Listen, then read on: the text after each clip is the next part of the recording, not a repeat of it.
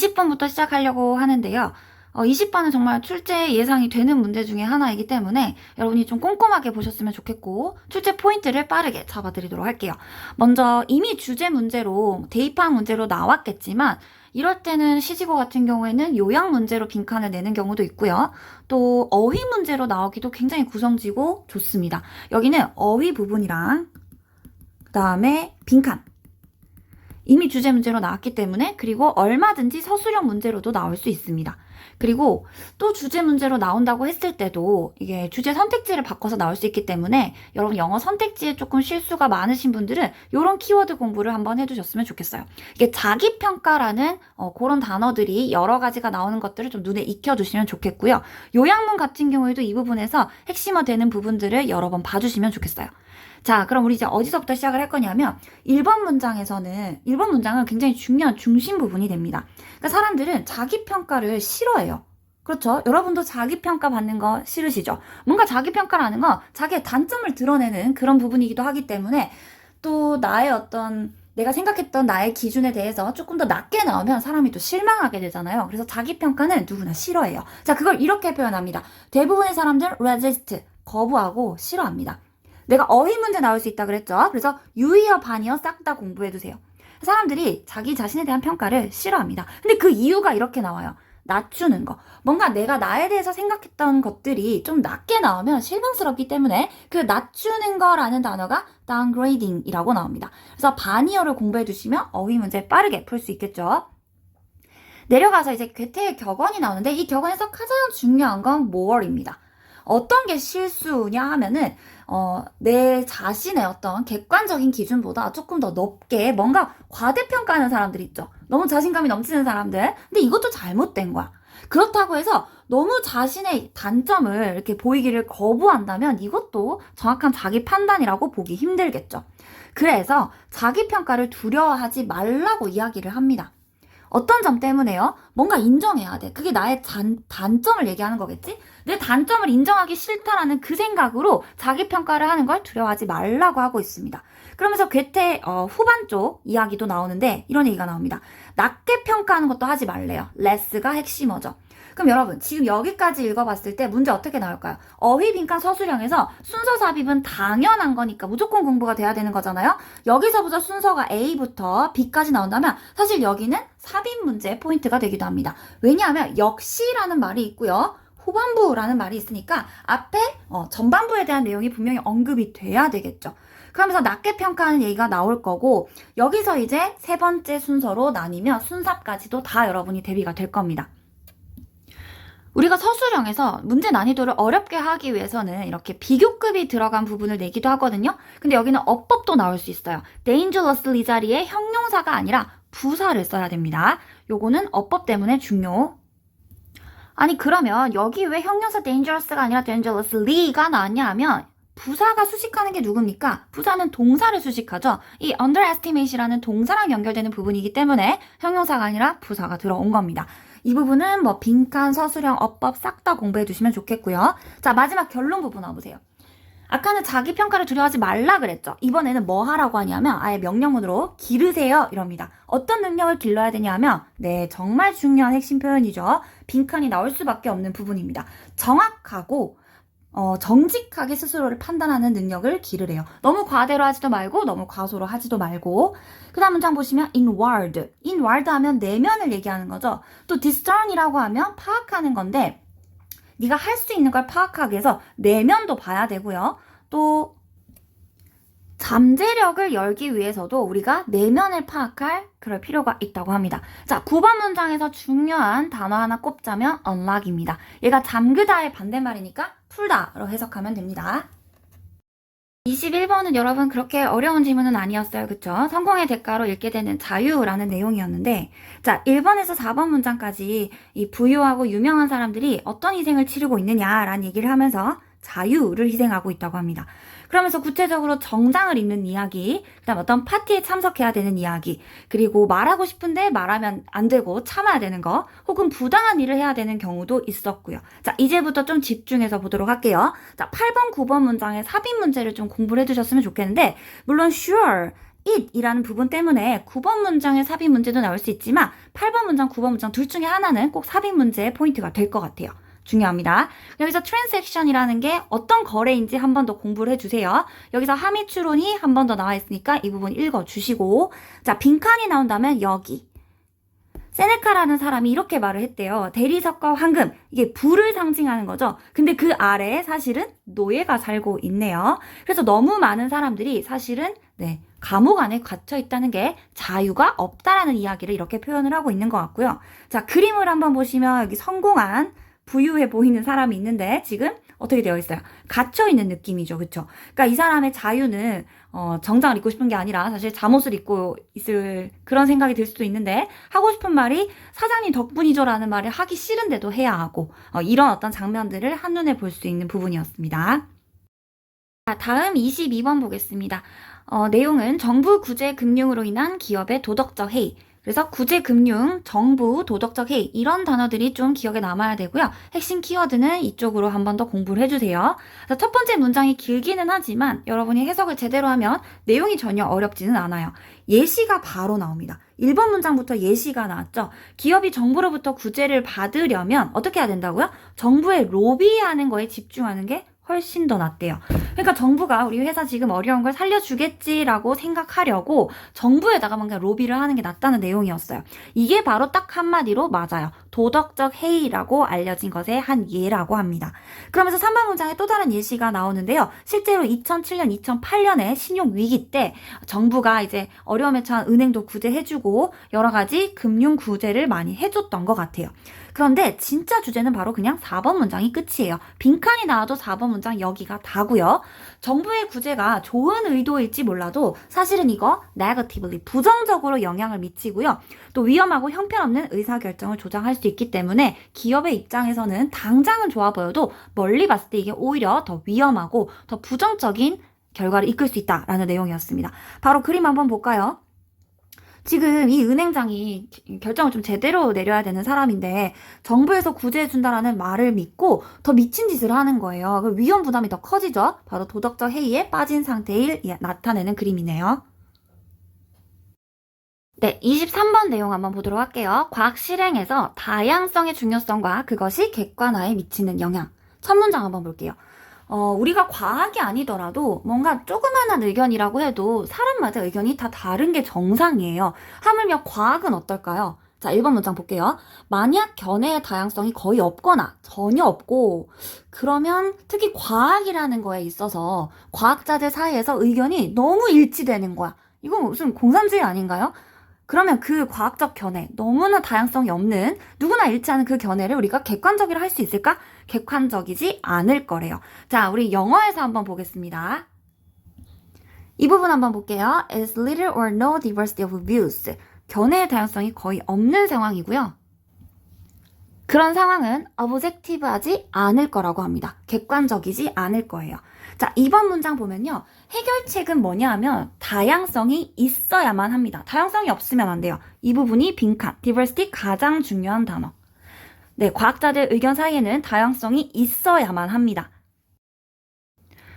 그런데 왜 다양성이 과학에는 꼭 있어야만 하니? 그 이유가 3번에서 이렇게 나오는데 그렇게 되는 이유는 자연세계에 대한 호기심과 다양한 서로의 아이디어를 검증하기 때문에 다양한 의견이 나오는 게 당연하다라고 얘기를 해요. 자, 결론 부분 한번 보도록 할까요?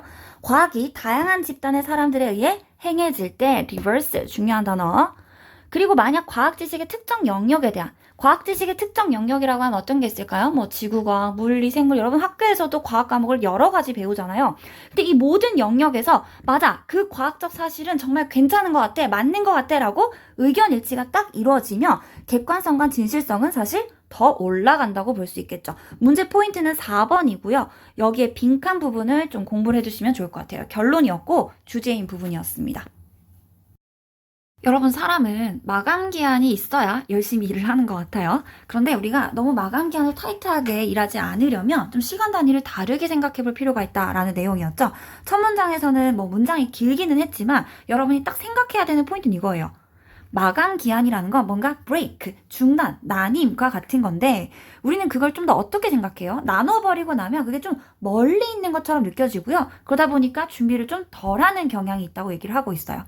여러분 내가 이 지문을 통해서 꼭 얘기하고 싶은 게 지시 형용사가 나오면요. 이 지시 형용사가 어떤 말을 앞문장에서 받아주는지를 정확하게 이해해야 삽입이나 순서 문제에서 안 헷갈릴 수 있습니다. 즉 2번 문장에 보시면요. 그럼 네가 해야 될 일은 그러한 상황에서 라고 했는데 그러한 상황이 앞문장처럼 이 부분이죠. 이 부분을 받아주는 말인 걸 알면은 삽입 문제가 빠르게 대비가 됩니다. 뭘 하라고요? 또 다른 방식을 찾으래요.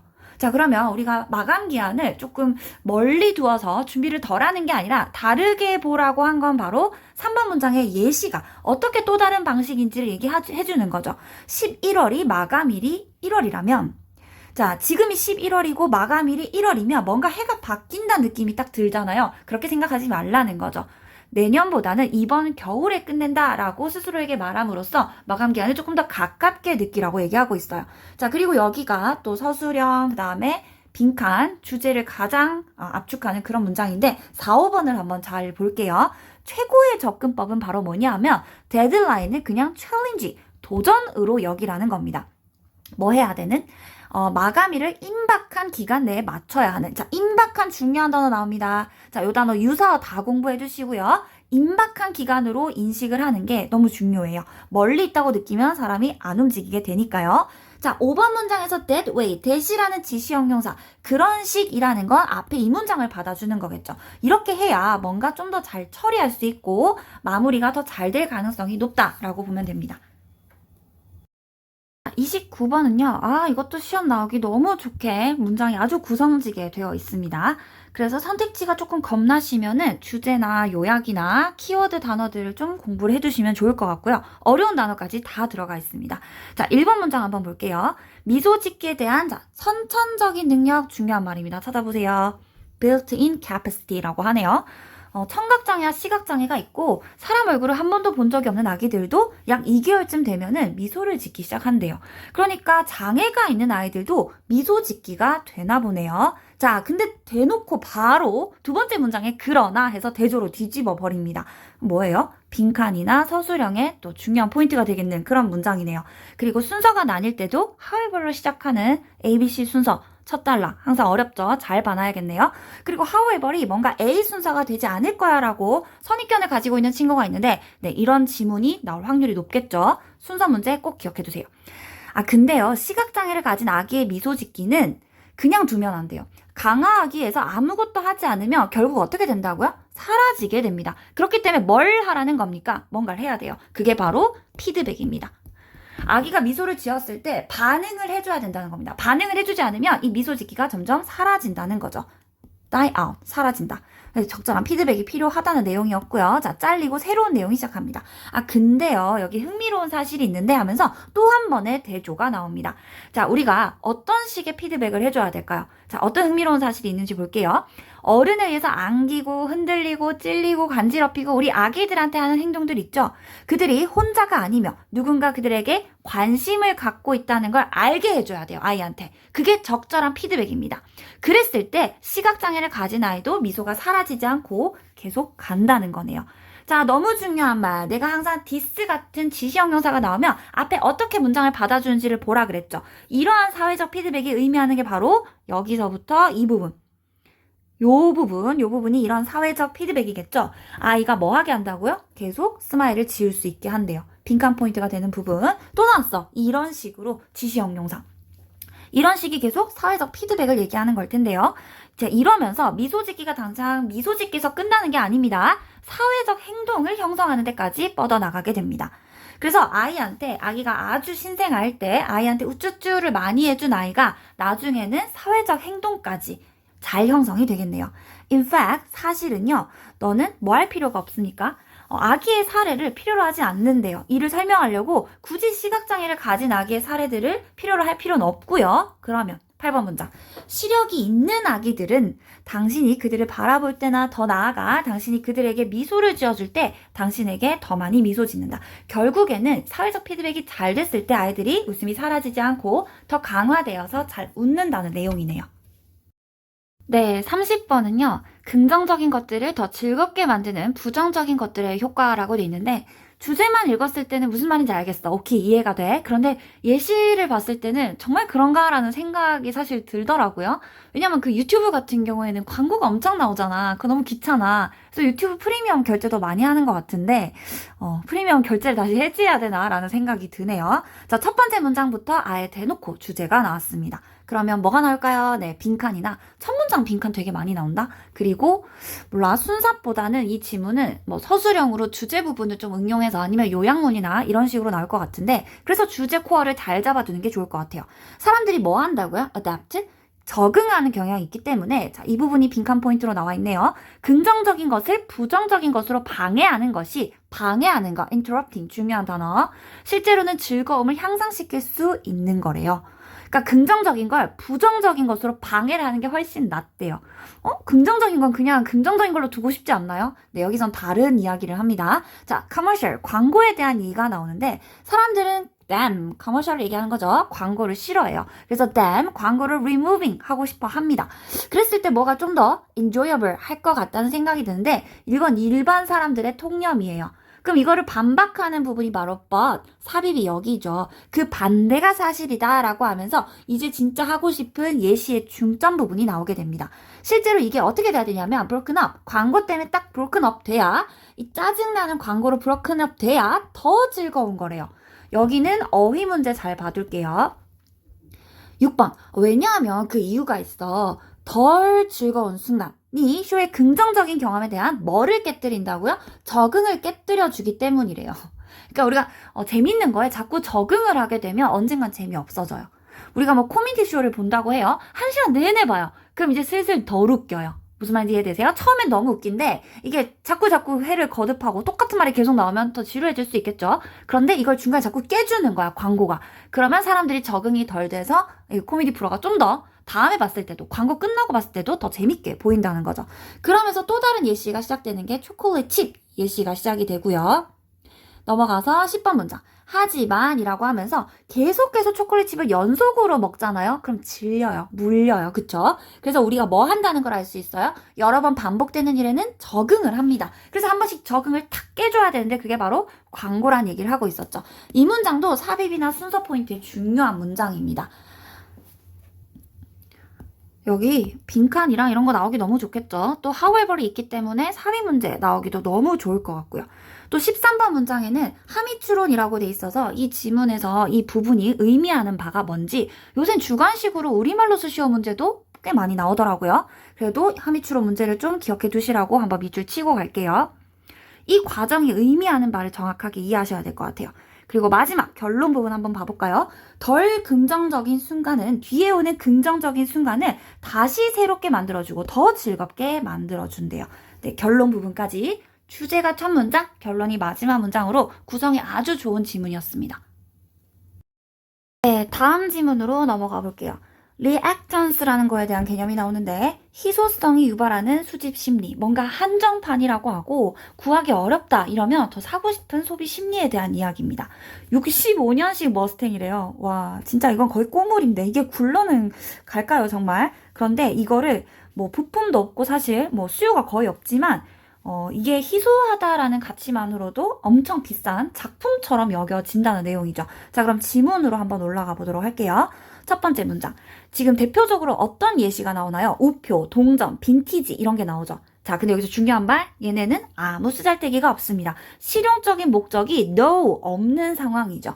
특히 우표 같은 경우, 은행 같은 경우, 빈티지 자동차 이런 것들이 도로에 다니기도 힘들고 또 옛날 동전은 받아주지도 않잖아요. 우표도 마찬가지고요. 자, 그런데 이렇게 지시사가 딱 나오면 앞에 말 받아주는 게 정확하게 되어 있어야 삽입 문제, 순서 문제를 잘 풀 수 있다고 했습니다.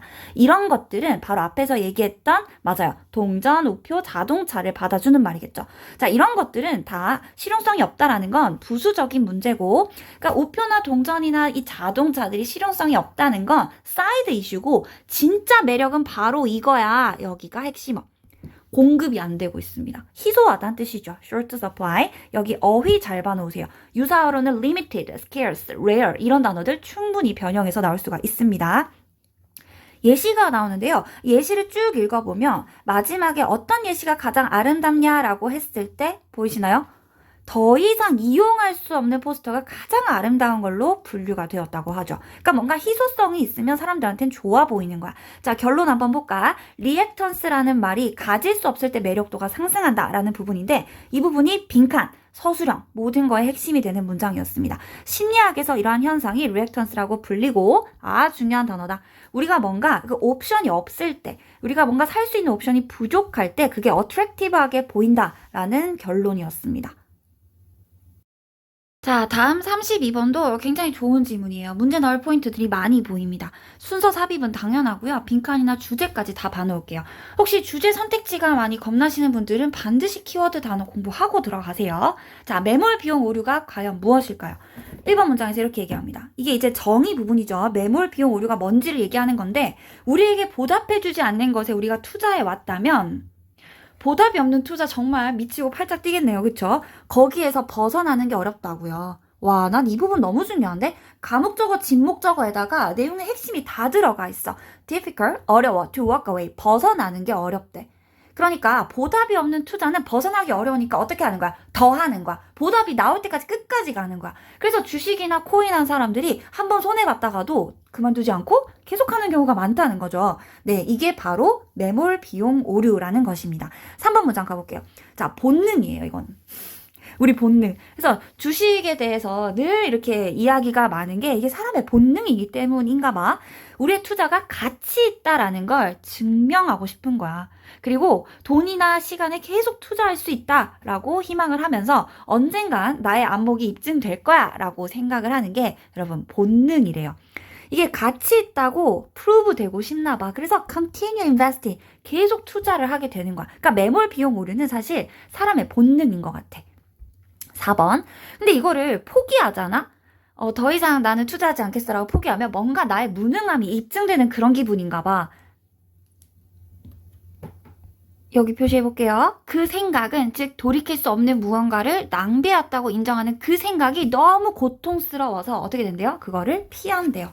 그러니까 포기하지 않고 계속 파고든단 말입니다. 패가망신하겠죠, 이렇게 되면. 물론 문제는 어떤 것이 정말 나쁜 투자라면요. 그걸 계속하면 어떻게 될까요? 잃는 총액만 증가할 뿐입니다. 정말 패가망신할 뿐이에요. 그만두는 게 오히려 현명한데 아까 1번 문장에서 뭐라 그랬어? 그렇게 하는 게 쉽다 했어? 어렵다 했어? 어렵다 했거든. 쉽지 않은 거야. 6번. 여러분 나 6번에서 좀 강조하고 싶은 게 있는데요. work라는 동사 원형이랑 accept라는 동사 원형 있죠. 여러분 rather than 뒤에 ing 패턴이 좀 머리에 이렇게 박혀 있으신 분 있는데 여기서 동사 원형을 쓰는 이유가 있어요. 바로 rather than은 병렬을 잡아줘야 되는 역할이거든요. 여기 문장 구조가 얘가 주어고 얘가 동사죠. turn이라는 동사랑 얘가 병렬되는 구조라고 생각하시면 돼요. 됐죠? 자, 그러면 5년의 나쁜 관계에서 벗어나기보다는 walk away 하기보다는 그것을 10년의 나쁜 관계로 바꾸고 또 $1,000를 잃었다는 사실을 accept, 받아들이기보다는 $1,000를 내놓고 역시 그것도 잃어버린대요. 여러분 6번 문장은 잃는 총액을 증가시키는 거에 대해서 뼈아픈 예시입니다. 5년 관계가 10년으로 끝나요. 예를 들어서 주식 투자 때문에 5년 정도 부부싸움을 미친 듯이 했단 말이야. 근데 이걸 포기하지 않고 계속해. 10년 싸워야 됩니다. 5년만 싸우면 될 거를. 그리고 $1,000를 잃었다는 사실을 안 받아들이고 또 다른 $1,000, 그럼 총 $2,000. 잃는 그 총액이 증가할 뿐이죠. 자, 이제 마무리를 지어볼까요? 주제 부분인데 in the end, 결국에는요. 우리의 문제를 인정하는 고통을 미룸으로써 우리는 그것에 보탤 뿐이다. 정말 슬픈 내용이네요. 여기는 빈칸에다가 서술형에다가 포인트가 너무 많아요. 때때로 우리는 손실을 어떻게 해야 된다고요? have to cut, 끊어내야만 합니다. 그래서 매몰 비용 오류에 있어서 본능이라고는 하지만 이게 walk away 하기 difficult 하지만 결국엔 끊어내는 게 맞습니다. 뒤에 여기 그림 사파가 하나 있는데요. 사파 내용이 너무 슬퍼요. 한번 읽어보세요.